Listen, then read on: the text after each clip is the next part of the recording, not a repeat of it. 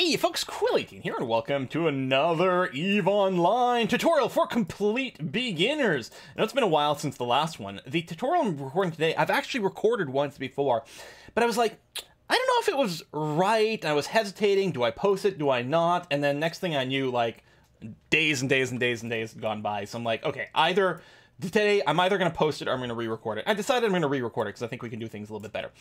Today, what I'm going to look at is how to fit a ship. Now, of course, we've done some of that before, right? Fitting a ship, putting equipment on ship. We've done some of that, but a lot of it I was like, well, you know, you Google the ship name and fitting, and then you just do that. But how do you actually evaluate things on your own? And that's what we're going to look at today. We're going to look at, because you'll see, if you look up a fitting for a particular ship on the interwebs, you'll find dozens of different variations. And like, why do people do these different ones? What's the idea? How do you evaluate one piece of equipment versus another? So that's what it's going to look at. So the first thing I'm actually going to do is I'm going to strip the ship down over here. Boop. And I'm actually going to leave the ship.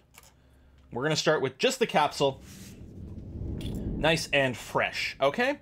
So fitting. First of all, the word fitting just means equipping the ship. Like, what do we equip into the various slots onto the vessel? You've got a button on your Neocom for fitting. If it's not on your Neocom, you can find it in your Neocom menu over here by going to Ship, and there's fitting. And if you don't have it for some reason, you can right-click and add shortcut, and then it'll be over here on this this toolbar. If you're in a station with fitting capacities or I don't know, functions available, there's going to be a button over here as well for the fitting. By default, when you hit fitting from either here, like this button or the Neocom button, it will show you your current ship. In addition to that, you can always right-click on a ship and choose Simulate Fit. You can do this out in space and everything. Well, technically, you can do this button out in space as well. You can't modify your fitting while you're in space, but you can look at it. Simulate Fit puts you in a slightly different mode here with this sort of like hologrammed view of your ship. And this lets you make changes to your fitting plan, but without actually changing your ship live in real time. So this is where you can observe and modify and do things. I'm actually going to go ahead and delete some things over here that I had set up for the previous run at the tutorial.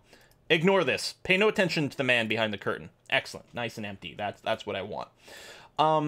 You'll see a button in the fitting window over here for exit simulation. If you click this, now we're looking at our ship as is, and you can always hit simulate fitting again and again. Now when you're in the mode where you can play and experiment. Now, the capsule itself has no room for any kind of modules. It has no slots whatsoever. You can't do fittings on a capsule. It's just a bare bones little thing.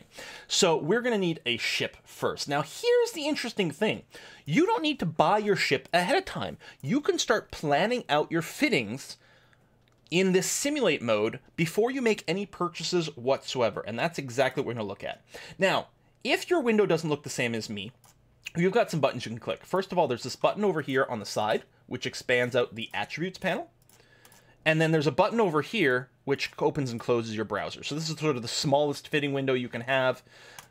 Usually this is open by default. The first time you start a game with a new character, I don't think the browser is open.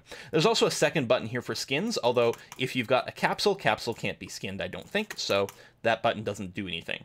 But if we open this up, we've got the browser, and we've got two main tabs in here, the hulls and fits and the hardware. The hardware lets you browse every possible module. This is coming up empty currently because there's a filter here that only shows you modules that fit on this type of ship, and this capsule can't fit anything. If I turn this off, and if I turn off this, which was filtering to just rigs, we get basically an ability to browse every single module that could possibly be installed on any ship whatsoever. But for now, we're going to start with this first tab, the hulls and fits. And if this is blank, like it is on me, it's again because you have a filter. So currently, I have this personal fittings filter on. If I turn that off, now all of a sudden, it's going to show me literally every ship that exists in the game. Well, first every category, and then we can be like, oh, let's take a look at, what am I going to look at? Oh, super carrier. That sounds like fun. If we expand this, then we get to see the different empires. If I expand, say again, yeah, Galente. We've got a Nix over here. If I hit this button to simulate fit, I could now practice. I could figure out what kind of modules I might want to install on this super carrier. Now, of course, the supercarrier is a little bit beyond our means right now, both in terms of skills as well as finances, so that's not actually what we're going to do. We are going to look at Frigate. Frigate is effectively your smallest type of ship that you're going to be flying around. They are fantastic. They have a role even later on in the game and everything like that. Like, they're great. These are your starter ships, but they're also your... for many end game combat, they're great. They're awesome. They're cheap, especially the tier 1 frigates, and especially if you're limiting yourself to tier 1 fittings, right? Because there's a wide range of different fittings you can put on a ship, but we'll look at that in a bit.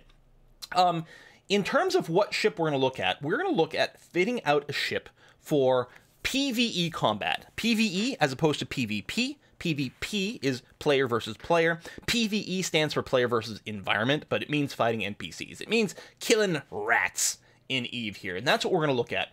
So what ship are we going to use? We know we're kind of going to want a frigate, because it's, low end, it's cheap, and they're a hell of a lot of fun, but which ship? Because, like, okay, well, I'm Gallente, that's fine, but there are, let me shrink this down, 8 different Gallente frigates. In fact, there's 8 for each of these empires. So what's the deal with these?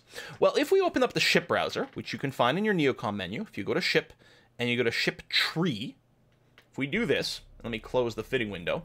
We've looked at this before. This is every ship that is available in the game. By default for me, because I'm Gallente, it's showing me Gallente ships, but of course I can take a look at the Mars ships or Caldari ships or anything like that. It's fine, because you can train and learn different types of ships. If I'm looking at the Gallente, though, we've got right here, that's a Corvette. This is the freebie ship that you can always get whenever you want. So this is a Vellator. And then here's this for the frigates. So there are 6 tier 1 frigates for Gallente.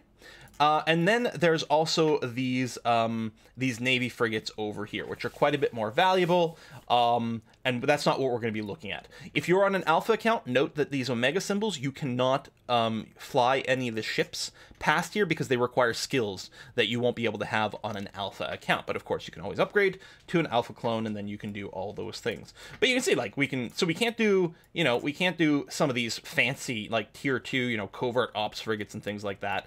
But we still have a lot of different options, and of course we can go all the way to battleship if we want, but we're going to focus on these frigates. And then mousing over these frigates, we'll see that they've got different types of traits. The Navitas over here has these remote armor repairer skills, so they're good at supporting other vessels and keeping them healed up. Okay, we've got a Tristan, which has bonuses to drone stuff, small hybrid turrets as well, but also drones. Okay, that's pretty good. The Imicus over here, those are our scanners, the exploration ship for the Gallente. We've got the Atron here, which has a discount to propulsion jamming technology, as well as a small hybrid turret damage. So this is really good if you're going to be flying a ship that's meant to catch other vessels and stop them from warping away. This is particularly nice in player versus player, whether you're doing it solo or whether you are doing it as part of a group. You might be the tackler. You just hold the ships in place while your buddies go and obliterate it. Good fun. We've got the Mollusk over here, who's got a variety of bonuses to sensor damping skill. And then finally, we've got the Incursus here. The Incursus has a bonus to small hybrid turret damage, like several of the other Gallente frigates, and it also has a bonus to armor repairer skill. Now, this is self-repair. This is not remote repair. This is self-repair. The Incursus is a very good pick for PvE or PvP combat as a Gallente frigate. And if you look at the different groups, so if we look at the Amar over here and we poke around, the Executor is the one with the propulsion jamming. Oh, okay. The Magnate over here is the scanning ship. All right. Crucifer is weapon disruptor. Here's a remote armor repairer. Tormentor. This is probably the Amar standard combat frigate, because it's just got bonuses to energy turret damage, as well as a discount to activation cost. Okay, so whatever faction you want to play, you're going to sort of pick and choose over there. So yeah, for every level in the Gallente frigate skill that we have, we are going to get a stacking bonus to armor repairer amount and hybrid turret damage. Gallente ships tend to tank by repairing armor on the fly. We're going to talk about tank in a second, but basically it's the defense things. Some factions focus on shielding, some do armor. There's a few different combinations and things like that. And also, as Gallente, we have a bonus to small hybrid turret damage. So that gives us a hint right away as to what we might put on a ship. So let's right-click the Incursus and go Simulate Fit. So there you go. This is now a virtual representation of an incursus. We don't own one. We're not making changes to a real ship. This is a virtual thing. So again, I could have just found it in a list. I could have gone Galente, and I could have found the incursus, and then just hit this button to simulate fit, but it gets us to the same place over here. Excellent. So on this ship, we have a variety of different slots we can fill. Now, whenever you want, you can always right-click on any ship you see anywhere in the world, whether from one of the menus or, someone you pass by in space, and you can go, say, to the fitting tab over here, and you can get some information. We've got the 3 high power slots, 3 medium power slots, and 4 low power slots on the incursus. Different factions might have slightly different combinations of those. You also have 3 rig slots over here. We also, and this is worth noting, have 3 turret hardpoints. We've noticed this before. Weapons tend to go in high power slots, but weapons use turret hardpoints, and some ships will have more high power slots than turrets. Those high power slots are going to be used by non-turreted things like, I want to say, like salvage beams are a good example. I think cloaking devices go in the high power slot, but you won't be able to use them on an alpha account. Little things like that. Every ship also has a maximum CPU output and power grid output.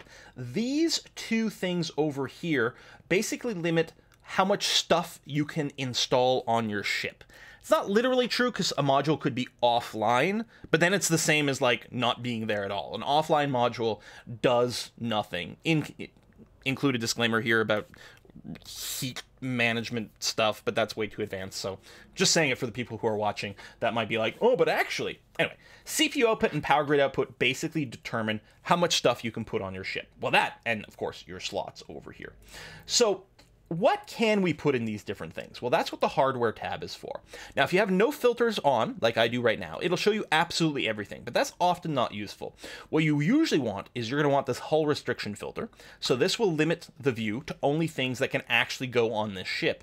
And in addition to that, you probably want to filter it to a particular type of slot at first, like say only high slots. You can also do that by right-clicking on a slot and say set filter for slot. There we go. So now we're seeing only high slots and only modules that can fit on this ship. So there's many different categories available over here. Now, we, of course, are building a combat ship, so we want pew-pew guns. And generally speaking, that's going to be in the turrets section over here. So if we expand this, we've got 3 main categories of turrets: energy, hybrid, and projectile. Now, we are Galente, and the incursus has a bonus to hybrid turrets, so that's what we're going to want to use. Different factions may have bonuses to energy or projectile turrets instead, but we're going to use hybrids, so we'll go ahead and expand that. Now, there's 2 different categories here: blasters and railguns. What is the difference between those 2? Well, I don't know. Let's figure out the difference between those 2. So what we're going to do is we're going to expand the blasters and we're expand the railguns over here.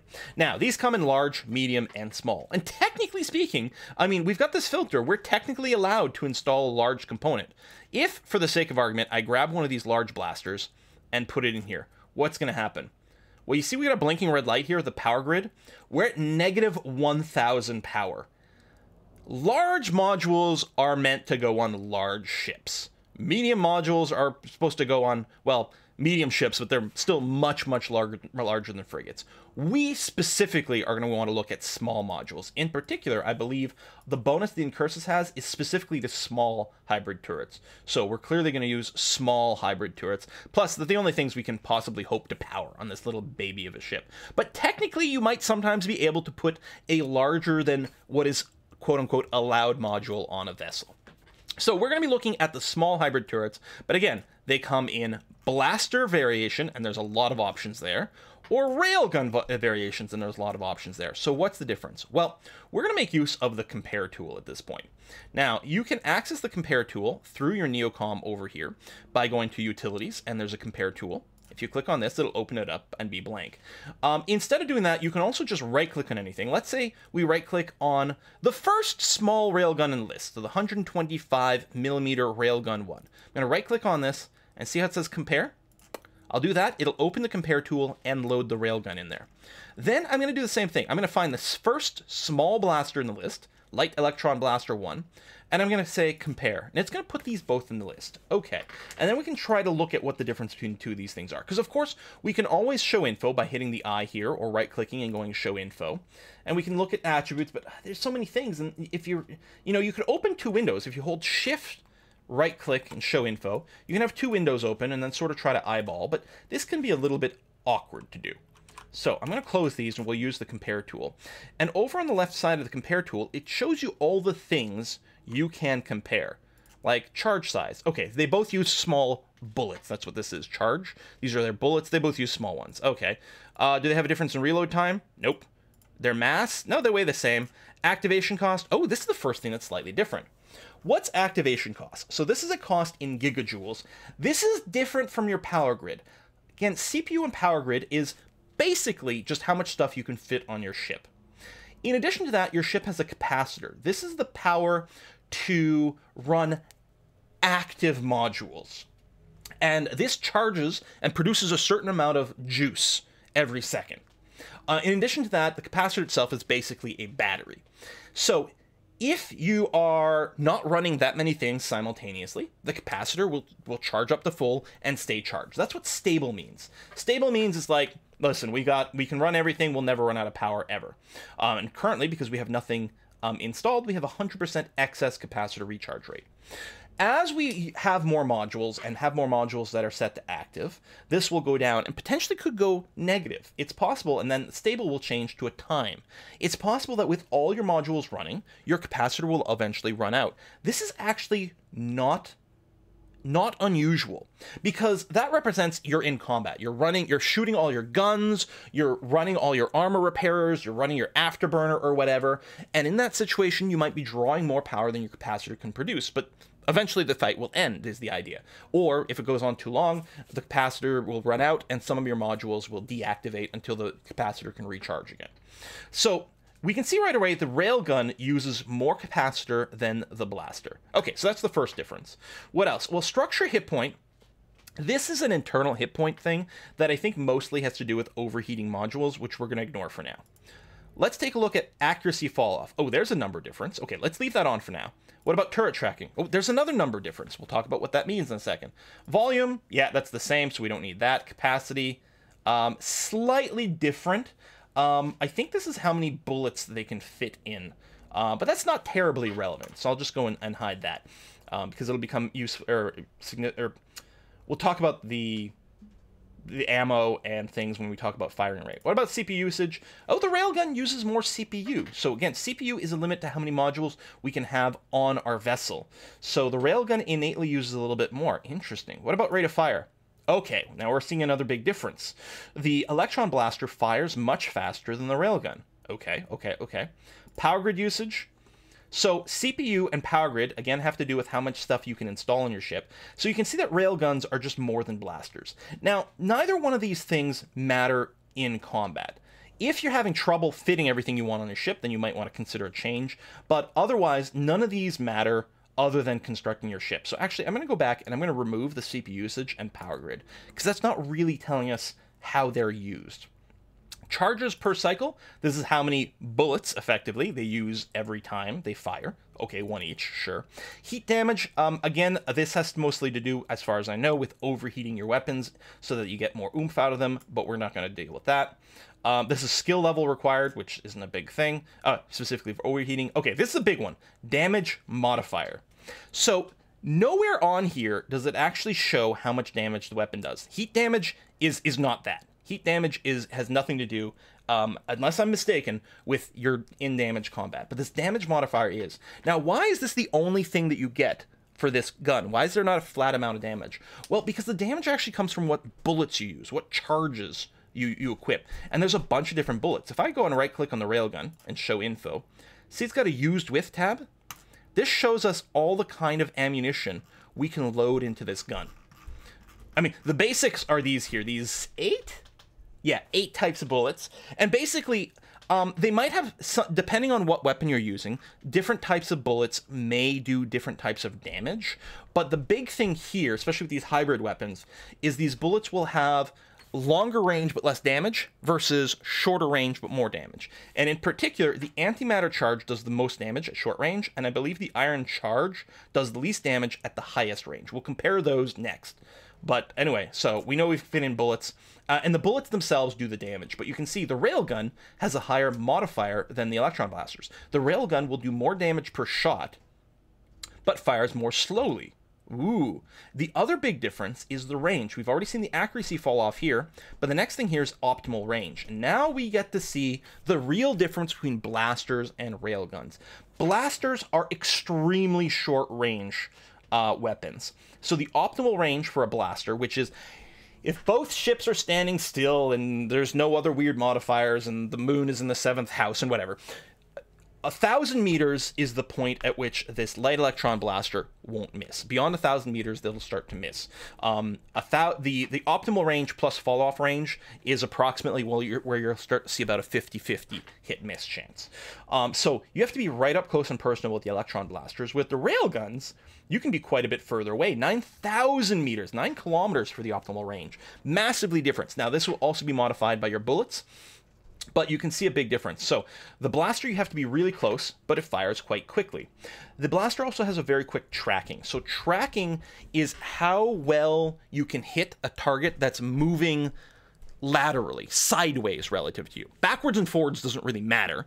But if they're moving side to side or up and down or something relative to you, the higher you're tracking, the easier time you'll have hitting. Now, the blaster is much better at tracking than the railgun. Now, part of it is because the math and angles and things like that are very... The distance matters, because if something is moving, you know, at the same speed sideways to you, really up close or really far away, well, in terms of like the amount of angle traveled, something that's close is going to do more. Listen, I don't want to confuse things, but electron blasters are going to be really good at hitting things that are moving fairly quickly, as long as you're close enough. Railguns are more like snipers, is the difference. And that's about it. If we look here, none of these other things, none of these other things are really going to be the difference. So activation cost, it is going to use more capacitor fire than railguns. You'll be further away, and you do that. So then you're going to make a decision. What's better? There's no better in EVE. Generally speaking, there's only maybe better for the role or better for what you're trying to do. So when designing the ship, we're going to first have to decide, do we want to shoot from far away or up close? I'm going to say, listen, we're going to get right up in people's faces and we're going to blast the hell out of them with blasters. Okay, so let's remove the railgun from this comparison. There you go. We're going to remove the railgun. We're going to say we're going to go with blasters. Excellent. So I'm going to go down. I'm even going to just hide the railguns completely. But blasters, there's a bunch of different flavors as well. Now, there are 3 main flavors of blasters over here: the electron, the ion, and the neutron. So let's go and add the ion and the neutron to this list and see what's what. Well, right away we can see, okay, the big difference is the damage and the range. So, and the rate of fire. So the neutron blaster has the higher range, the slowest rate of fire, but more damage. Theoretically, I mean, I'm not looking at the numbers. In theory, let's pretend the rate of fire and the damage modifier sort of kind of works out. I don't know if it's true. I don't think it is, actually. No, I think the neutron blaster technically might have the highest DPS. That's damage per second, right? Because this is lower damage than its fire rate. This is higher damage than its fire rate. So the neutron blaster must do the most damage, and it does have the better range. It has a little bit less tracking, but it doesn't need as much tracking. Okay, so which way do we want to go? Notice the activation cost. It takes a lot more capacitor to run the neutron blasters. One way that's a little bit of a hint as to what might be better is look at the price. Now, I don't actually know what it takes to manufacture these weapons. In theory, they may require like roughly the same type of material, but the neutron blaster is more expensive, probably because it's more popular.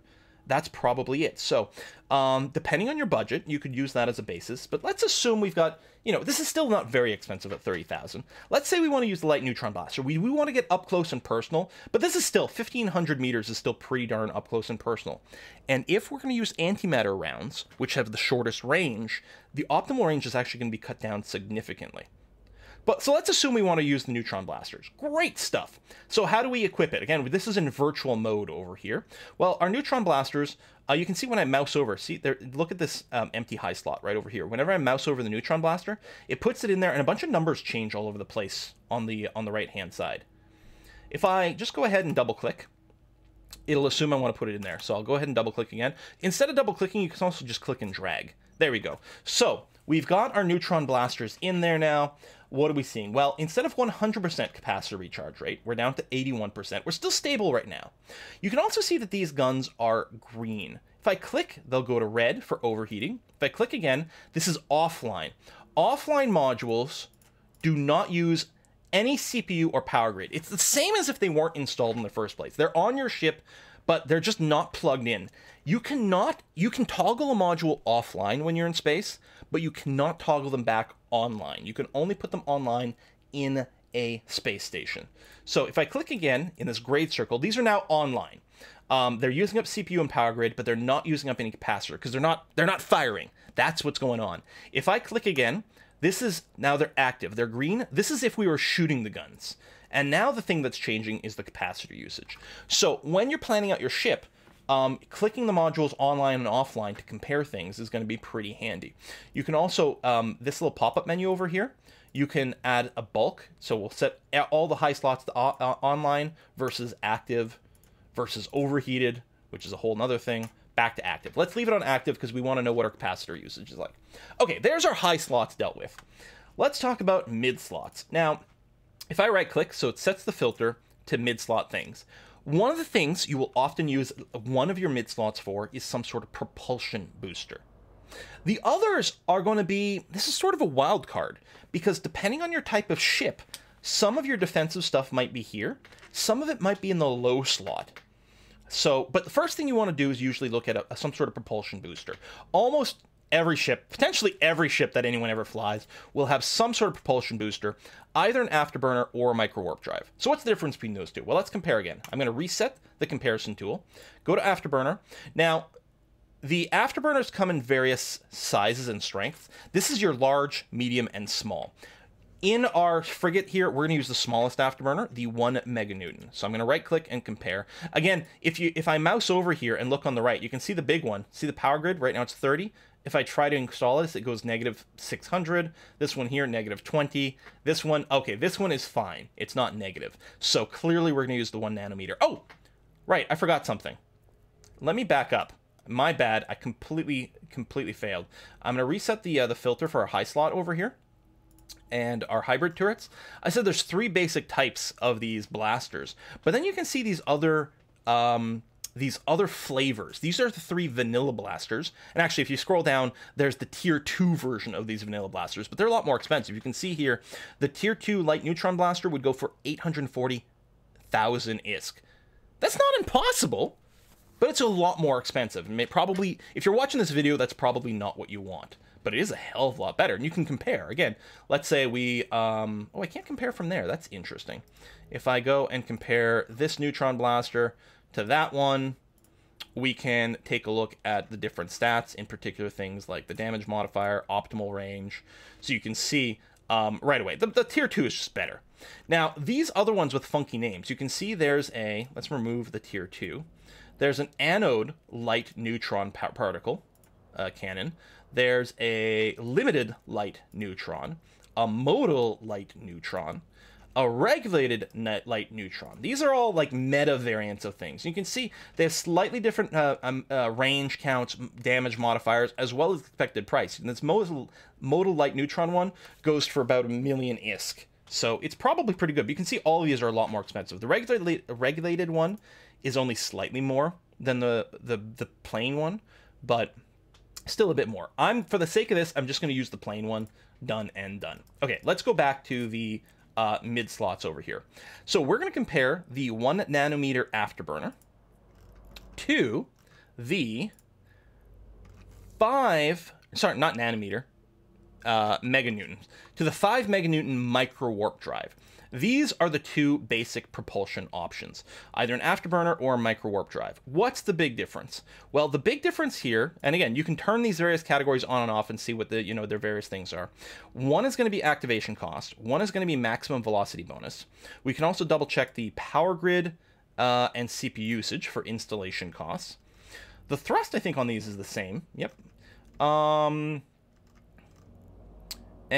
there we go. Capacitor bonus and signature radius bonus. These are going to be the categories that have meaningful differences between the afterburner and micro warp drive, unless I've forgotten something, which is entirely possible.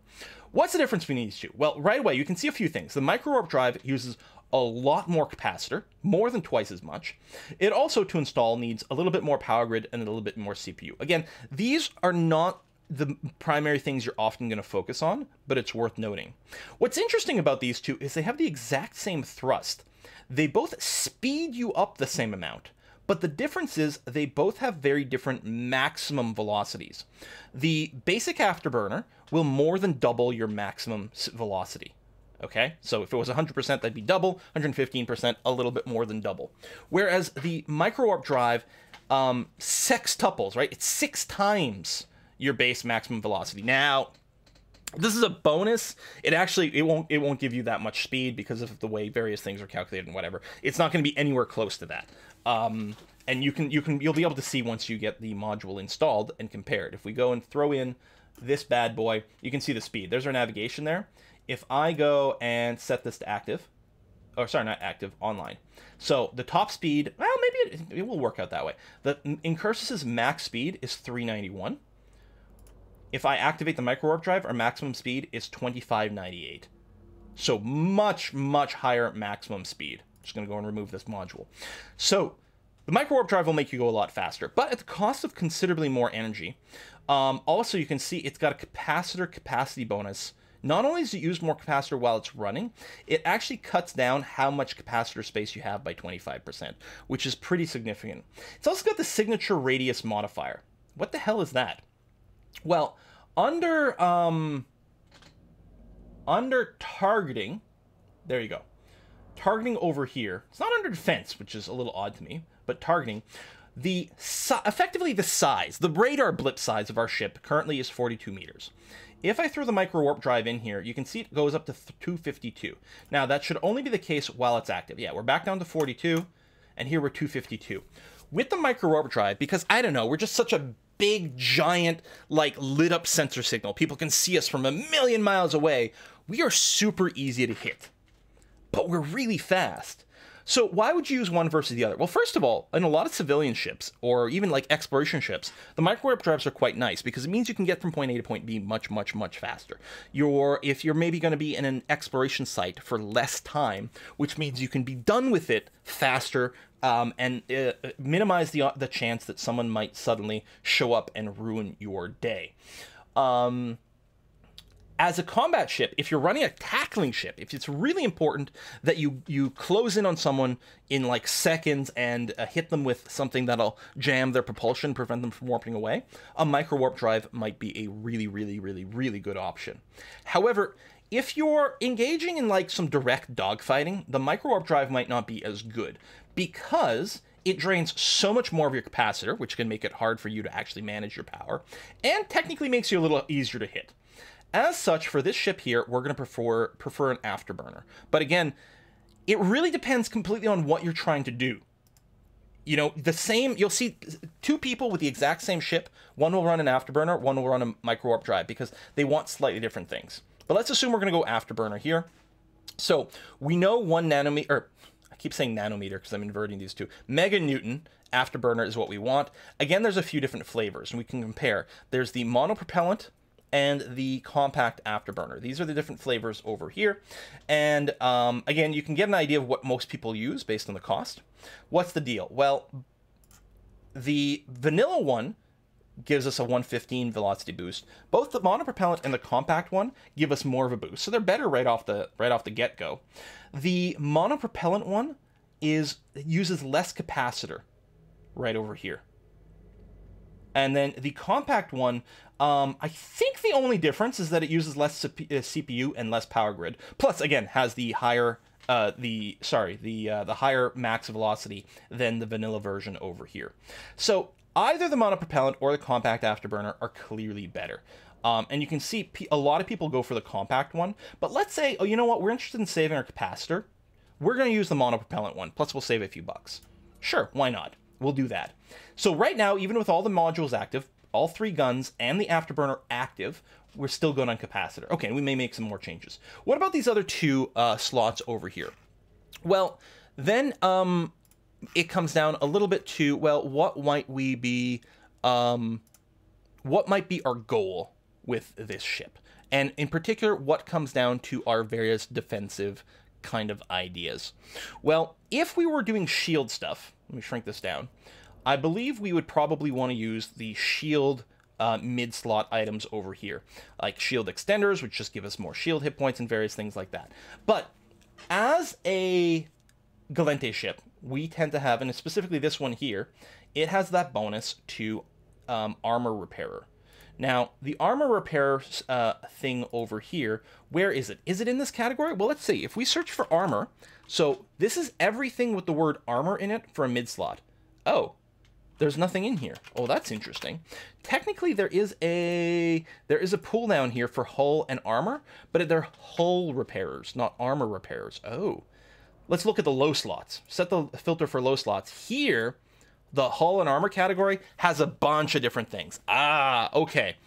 Including an armor repair. We know we get a boost to that with the incursus.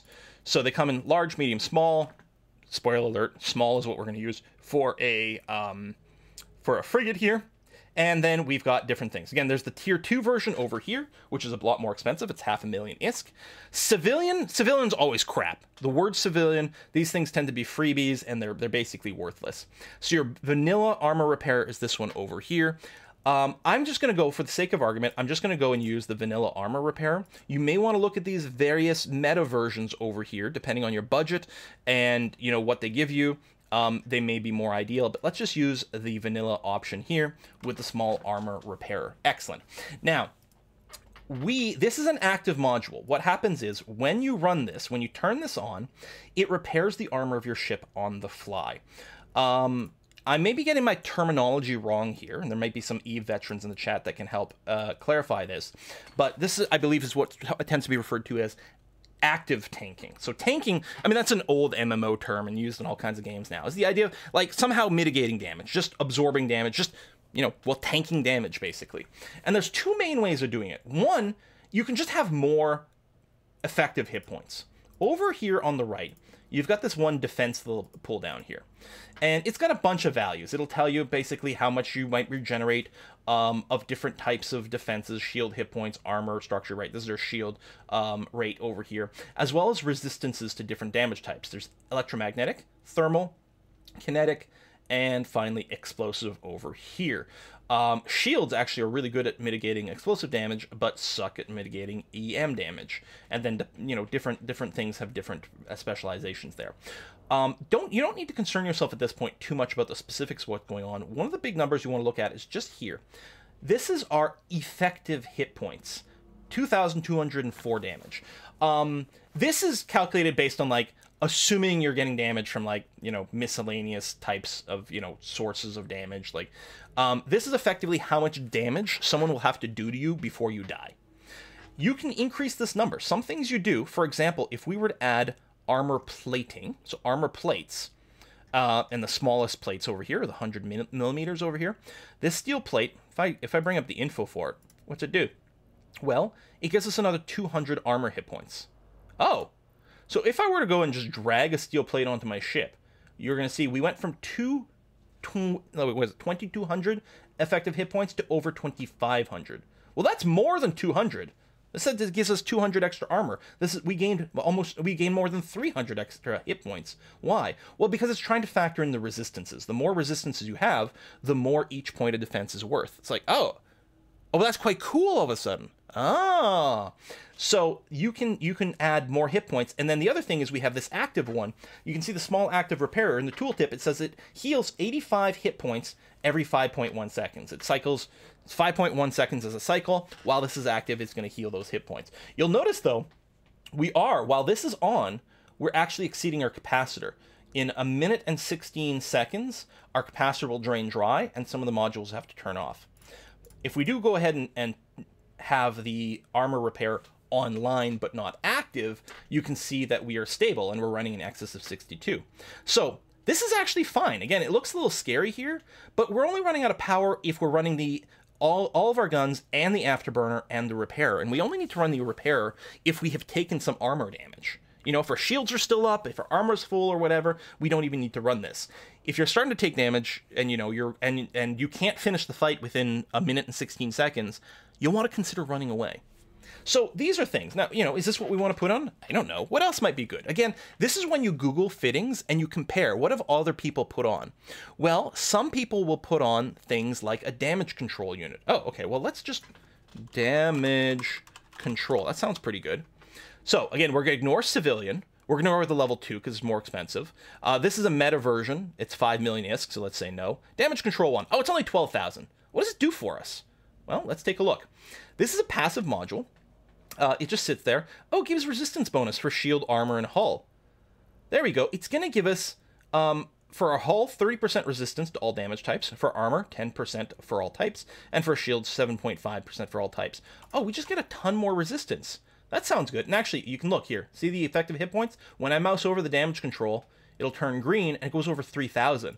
And this is a passive module. It uses a little CPU and power grid, but it doesn't use any capacitor. You don't have to use it in battle. You don't have to hit a button, too. It keeps life simple. Oh, I like that. What else might we want to consider? Well, I'm looking at a fit on the other window, and this one here says they like to use a magnetic field stabilizer. Well, what is this? Rate of fire bonus, 8%. What? Grants a bonus to the firing rate and damage of hybrid turrets. Hey, that's us! Now, it has a penalty. If you use more than one type of this module, it'll be penalized. So, stacking, a lot of modules will say something like this.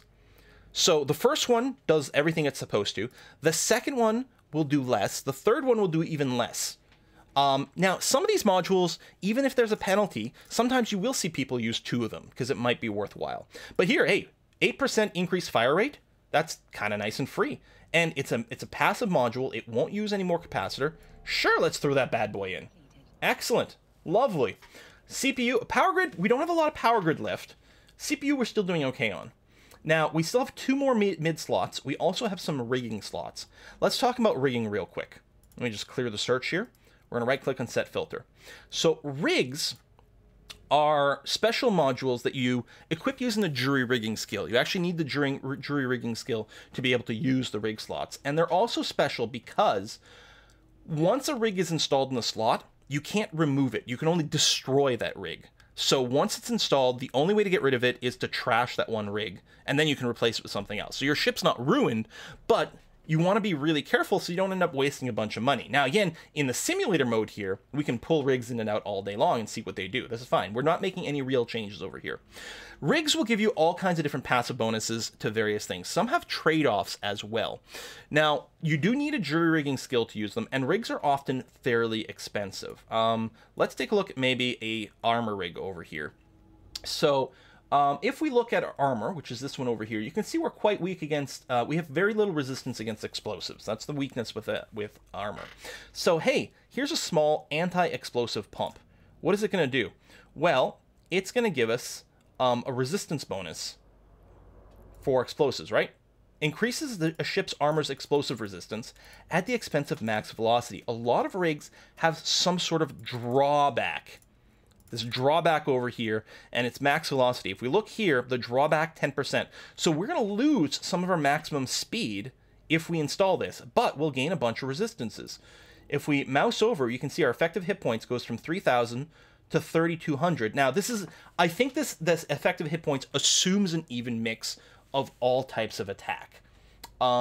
So if you're not being hit by explosive one, this won't really make a difference. On the other hand, if you're being hit by explosive stuff, this will make a huge difference.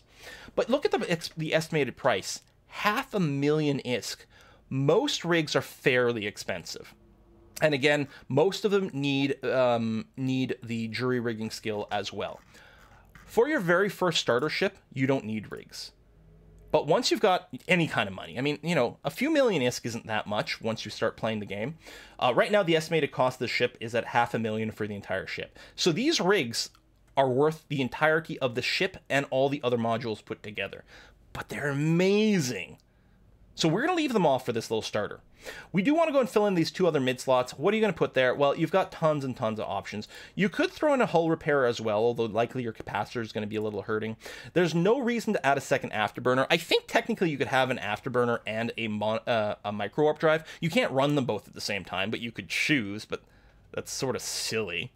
I think there's, you know, you're often going to see various electronic warfare thrown in there. You can get targeting systems to assist you with stuff. You know, go shopping, see what you're into.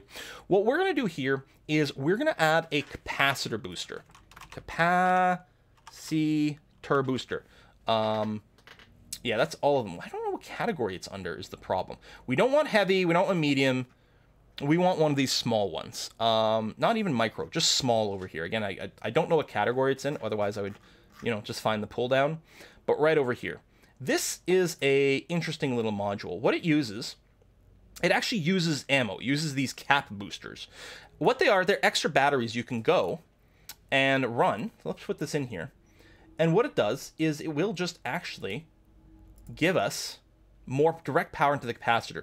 You hit this button, it consumes a battery from your cargo bay and gives you more capacitor boost. So if you're about to run out of capacitor, you can hit this. Oh, that's kind of useful. You know, that could be really valuable for an extended engagement. You just have to remember to bring the ammo with you. Oh, okay. And again, if you right click and show info, you can see what it's used with. There you go. Various cap boosters over here. All right. And I think those numbers are in gigajoules. I'm not sure, but I believe so. So we can, for example, there you go, the 200s are the big ones, so we may as well use those. And then just use them if you desperately need some power. It'll sort of, you know, half fill the capacitor and give you some more time. This one fit I'm looking at, they have installed a stasis webifier. So the webifier, there you go. I must have misspelled it. So this is a module which slows down the enemy, the ship that you're targeting. Slower ships are easier to hit. That's what it comes down to. You can use the webifier to slow down a ship to make it easier to hit. So 28,000, put it in. It is another active module, so again, it's depletion, but you may not need to use this all the time. But it is something you can consider. Let's say at some point you've done some sort of combination. Let's say we're going to go ahead and use this. We're going to save this fitting. So over in this tab, the hulls and fits, if you have your personal fittings filter set on, right now it's empty, okay? But let's say I hit save as, and I'm going to call this one a newbie, oops, can't actually see it, newbie incursus, right over there. That's what I'm going to name this. Here's all the things that are going in, and I can go ahead and save this. If you're in a corporation and you have permissions to make corporate fittings, there'll be a little pop-up. You can save to the corporation, but we'll just hit save over here. There we go. Now, these are the fittings I have saved. Let's say I'm going to go ahead and exit the simulation here. So I'm back at the capsule. I can go over here in my list of personal fittings. I can find my newbie incursus. If I click on this, here's the design. We've got it saved. Lovely. The other nice thing about this is when you've got it, you can go and install this on a ship that you actually have. Simply by having this open over here, there's a button that says Fit Ship. If we click this, it opens the multi-fit interface, which is what we're seeing over here. This lets you make a ship. This is the name of the ship that you're going to make, and you can make more than one at a time. So you can do it either by hitting Fit Ship, or you just right-click here, and you can go multi-fit. Let's say I want 10 of these, because I want to be able to, you know, I'm going to buy a bunch of stuff in bulk, and I want to be able to replace them, because I'm going to get into fights, I'm going to lose some ships and things like that. Or I'm going to make a bunch and put them in the corporate hangar so that my rookies can use them or something. But here, we're going to make one. You can see we're being told, hey, we're missing some stuff. We don't have enough things. I don't have an incursus. Oh, okay, well, I can buy an incursus by hitting buy all. There you go, and it'll show me. I can buy an incursus here. This is at the current station that I'm at. It's 10% above regional price, but that's no bad. I can hit buy. Now, I actually should have an incursus, and I do, but this incursus here is currently equipped. If I go and I package it, let's repackage so it's in a box. There you go. So now in the ship hangar, I can see my incursus. It's in a box as opposed to being installed in the hangar. And if I go over here and I refresh this, there you go. Because this works based on packaged ships. So now I've got that, but it's telling me I'm missing some equipment. So, okay, I'm going to hit buy all, and we're going to go shopping for this equipment. Some of it's more expensive, some of it's cheaper. Like the light Neutron Blasters, it's 40, well, let's say 50% above market price over here. It's not ideal, and so you might want to shop around and buy it somewhere else. I'm going to go ahead and just do it. I'm going to hit buy. This is going to buy everything that's missing. No match for your order. Oh, someone else might have bought that stasis webifier. Let's try again. There we go. So I think someone bought the stasis webifier I was specifically looking at. I've actually never seen that warning before. So let's refresh this. There you go. I've got everything I need. I hadn't realized we're actually low on CPU, so it's actually not going to let us do this. If I fit ship, there you go. I now have a ship in my inventory, the newbie Incursus over here. I can go and make this active. Bam. And I'm now, let me close this and this and this and that. I'm now in this Incursus that we just planned out. But yeah, apparently I hadn't realized it. We are over, that's not the button I want fitting. We are over our CPU limit. See, this gun got grayed out because I can't bring this gun online because we're over our CPU limit. Ooh, all right. Let's go back into our fitting. Now, again, here I'm in the fitting mode for the actual ship. If I go and rip a module off, it's going to be ripped off the real ship. But let's go into the fitting mode in here and figure out what we can possibly do. We're short on CPU. What I can do is I can remove a module that consumes some of the CPU. Let's say I remove this magnetic field stabilizer because I suspect, yeah, it uses 27 teraflops of CPU. If I remove this, we're going to be fine. There are skills you can use that will decrease the amount of CPU various modules use. There are also riggings that you can get for CPU. There's a few different things. If I go to hardware and hide that and just search for CPU or processor. There you go. Coprocessor over here. What's this?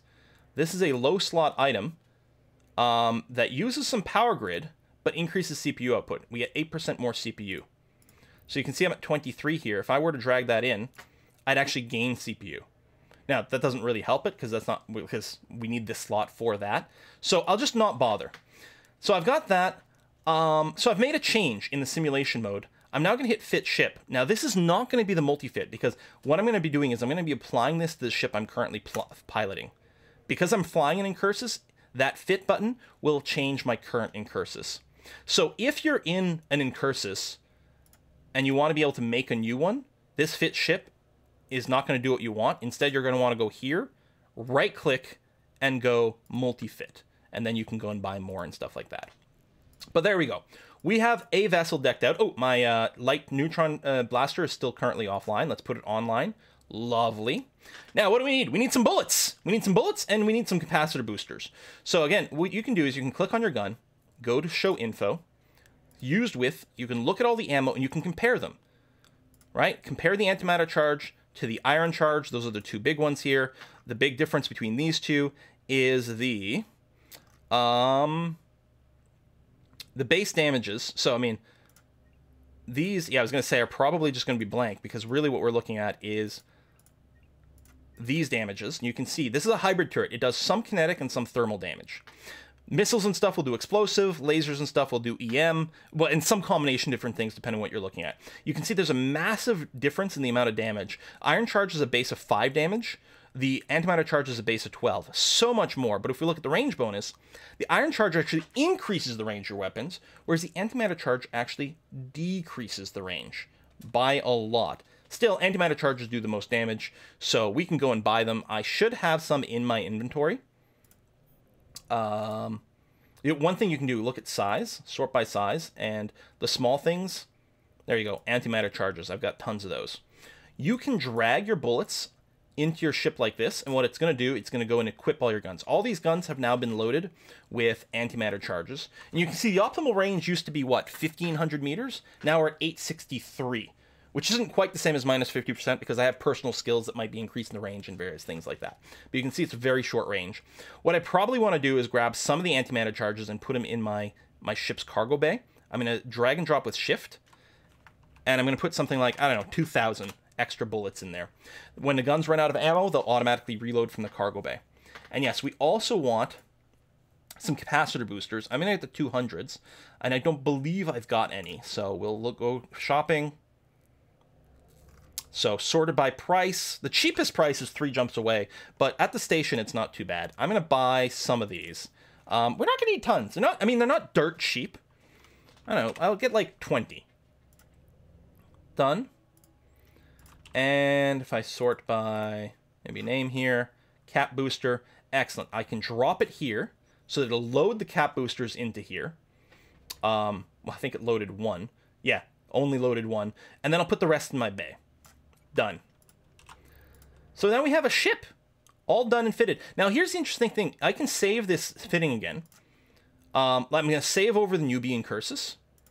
And what's kind of interesting is this fitting, so this we're looking at the simulated fitting, will actually, in its cargo hold, say that it wants cap boosters and... That's interesting, not the bullets.